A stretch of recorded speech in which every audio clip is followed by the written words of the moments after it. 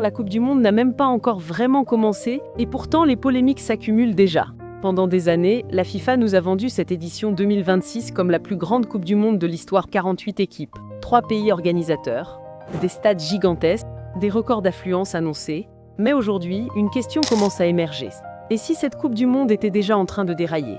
Parce que les premiers signaux sont franchement inquiétants. Commençons par une histoire qui fait scandale dans le monde du football. Omar Hartan, ce nom ne vous dit peut-être rien. Pourtant, cet arbitre somalien allait entrer dans l'histoire, meilleur arbitre africain de l'année 2025, sélectionné par la FIFA pour participer à la Coupe du Monde. Il devait devenir le premier arbitre somalien à officier dans la compétition la plus prestigieuse du football mondial. Il n'a jamais rien fait de mal, il n'a jamais triché, il n'a jamais pris un carton rouge en dehors du terrain. Mais ce dimanche, Omar Hartan a posé le pied à l'aéroport de Miami. Il avait son visa. Il avait son passeport diplomatique. Il avait tout ce qu'il fallait. Les autorités américaines lui ont dit non, vous n'entrez pas. Aucune explication. Aucune raison valable. Juste des préoccupations liées au contrôle de sécurité, selon les douanes américaines. Hartan est reparti. Il est à Istanbul aujourd'hui. Sa Coupe du Monde est terminée avant même d'avoir commencé. C'est juste le symbole. Parce que derrière lui, il y a des joueurs retenus 7 heures à l'aéroport. Des équipes entières fouillées sur le tarmac. Des journalistes bloqués. Des supporters recalés. Et même des crotales qui rôdent autour des camps d'entraînement. Bienvenue en Amérique. Alors qui est Omar Hartan? Il est arbitre international depuis 2018. Il a officié à la Coupe d'Afrique des Nations. Il a arbitré des demi-finales de Ligue des champions africaine. Et en 2025, la CAF l'a élu meilleur arbitre africain de l'année. C'est un des 7 arbitres africains sélectionnés pour cette Coupe du Monde. Un des 52 au total sur des milliers de candidats à travers le monde. Il a reçu son visa américain.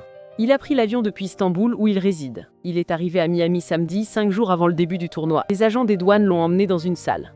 Contrôle supplémentaire. Puis décision inadmissible. La FIFA a réagi comme elle sait si bien le faire, en se lavant les mains. Je cite, « La FIFA n'est pas impliquée dans les processus d'immigration du pays hôte. C'est au gouvernement du pays hôte de déterminer qui reçoit un visa et qui est autorisé à entrer. » Traduction. Débrouillez-vous, ce n'est pas notre problème. Mais le pire, c'est la réponse d'Andrew Giuliani, oui, le fils de Rudy Giuliani, qui dirige la task force de la Maison-Blanche pour la Coupe du Monde. Il a dit à la BBC « Je ne peux pas entrer dans les détails, mais c'était la bonne décision et je la soutiens. » La bonne décision. Refuser l'entrée au meilleur arbitre africain sans donner de raison. La bonne décision, le président somalien, Hassan Sheikh Mohamud, avait pourtant décrit Hartan comme un symbole d'inspiration pour la nouvelle génération de Somaliens. Mais aux États-Unis, être somalien, c'est déjà un problème, la vérité, personne ne veut la dire. Mais il faut la dire. Omar Hartan est somalien, et la Somalie fait partie des pays visés par le décret migratoire du président Trump. Celui-là même qui a déclaré, devant des journalistes, que les Somaliens devraient retourner d'où ils viennent, et que leur pays n'est même pas un vrai pays. Ce n'est pas une interprétation, c'est une citation.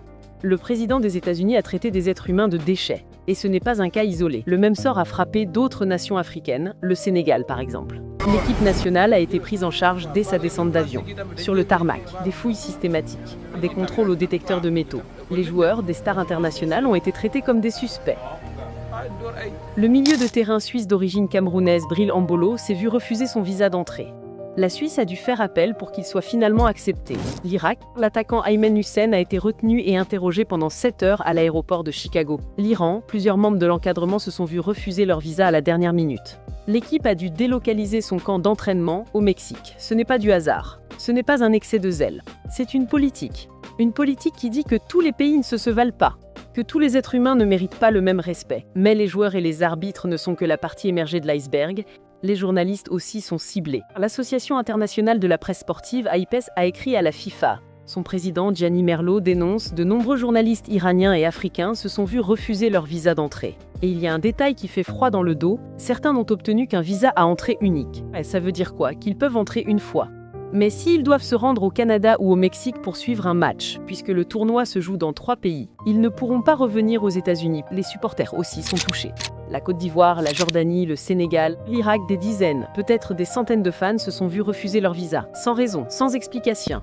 Le responsable des supporters jordaniens, Abou Kass, raconte « Il a préparé plus de 42 documents pour sa demande de visa. Il a été refusé. » Et il ajoute « Dans les 12 derniers mois, 57% des Jordaniens qui ont fait une demande de visa américain ont été refusés. Ce n'est pas un contrôle. C'est une exclusion systématique. » Le responsable des supporters ivoiriens, Julien Coadio-Adonis, dit « C'est une discrimination qu'on ne peut pas nommer. Mais les preuves sont là. » Alors, où est la FIFA dans tout ça? Officiellement, elle est préoccupée. Officieusement, elle ne fait rien.